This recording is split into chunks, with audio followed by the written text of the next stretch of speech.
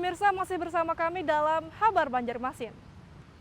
Gesan pian yang hanyar bergabung, berikut Habar Banjarmasin utama hari ini. Partisipasi pemilih Pilkada Gubernur dan Wakil Gubernur Kalsel menurun. Dari 2,7 juta jiwa warga Kalimantan Selatan, ada sekitar 1 juta jiwa pemilih tidak menggunakan hak suara atau golput.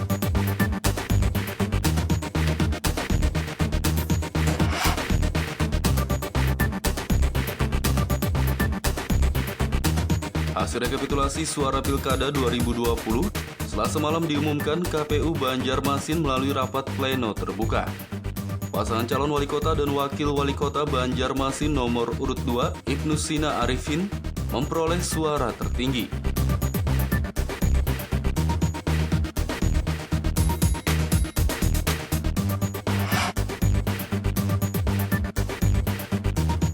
Diduga akibat cuaca buruk, harga ikan laut dan ikan air tawar di sejumlah pasar tradisional di kota Banjarmasin melonjak.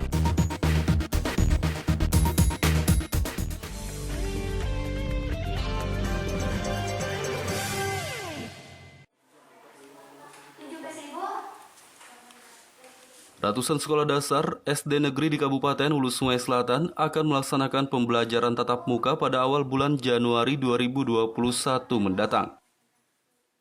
Namun jika ada orang tua murid yang tidak setuju dengan pembelajaran tatap muka bisa tetap belajar secara daring dan luring.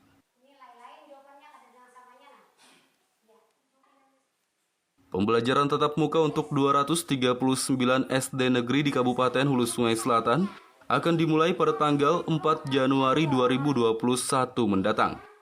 Namun bisa saja ada orang tua murid yang tidak setuju dengan pembelajaran tatap muka tersebut. Terlebih lagi situasi pandemi COVID-19 belum berakhir. Bagi orang tua yang tidak setuju anaknya mengikuti pembelajaran tatap muka, Dinas Pendidikan Kabupaten Hulu Sungai Selatan memberikan alternatif, yakni tetap belajar secara daring dan bisa juga luring. Format yang kita sediakan mungkin ya alternatif ya seperti biasa. Mereka akan diberikan tugas-tugas, kemudian dikumpul seperti biasa.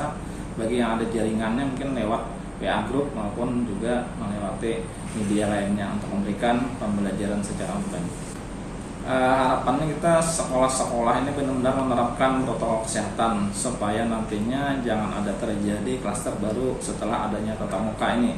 Sehingga kalau seandainya nanti ada siswa kita yang terkena ataupun terkena wabah ini, mudah-mudahan jangan ya, itu kita akan mudah-mudahan dievaluasi kembali untuk sekolah tersebut. Sementara itu, bagi semua sekolah dasar negeri di Kabupaten Hulu Sungai Selatan yang akan melaksanakan pembelajaran tatap muka pada awal Januari 2021 mendatang, diminta mempersiapkan fasilitas protokol kesehatan.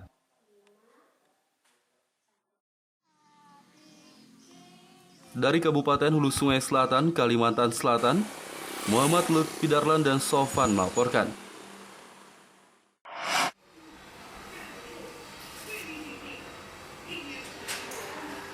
Sembari menunggu vaksin COVID-19 yang masih diuji coba, Menteri Kesehatan menyarankan terapi plasma konvalesen atau plasma darah untuk pengobatan pasien COVID-19.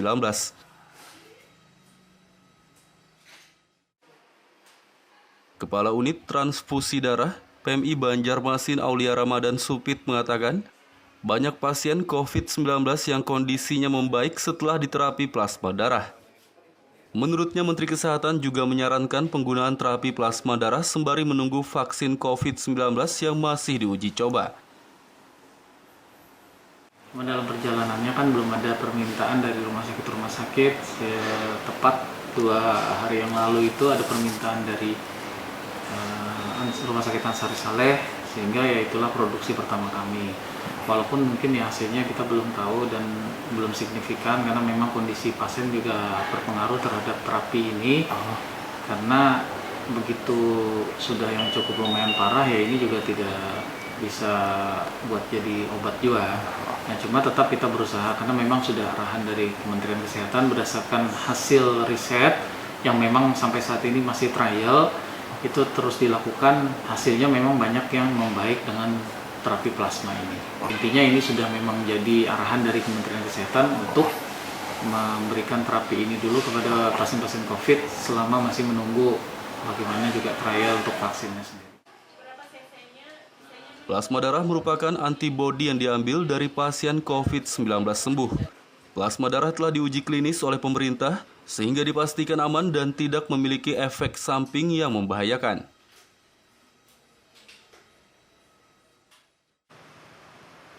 Dari Banjarmasin, Kalimantan Selatan, Muhammad Lutfi Darlan dan Fudael melaporkan.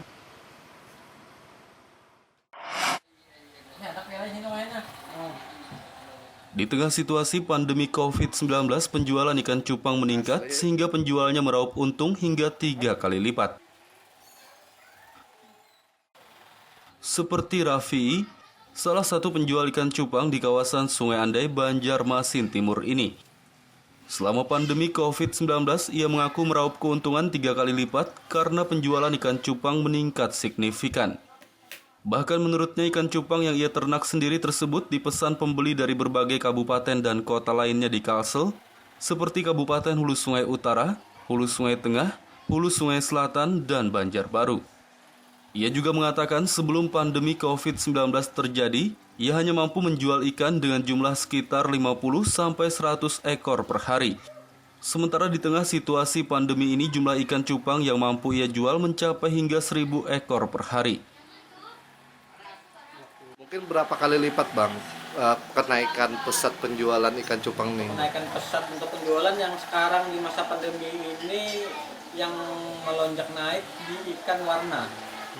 Dari harga biasa 15.000 bisa jadi 50.000. Dibandingkan tahun kemarin Bang, persentasenya? Tahun kemarin presentasinya bisa naik 60%. 60% ya lebih sekarang ya.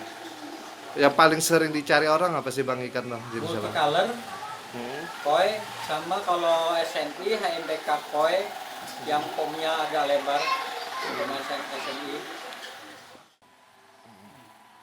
Ikan cupang yang dijual Rafi ada berbagai macam jenis, diantaranya Nemo, Giant, Avatar, dan yang lainnya. Sementara untuk harganya bervariasi dari Rp5.000 hingga Rp150.000 per ekor.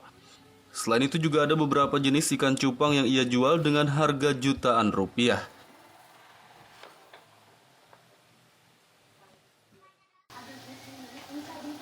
Dari Banjarmasin, Kalimantan Selatan, Muhammad Lutfi Darlan dan Zuanda Adriani melaporkan.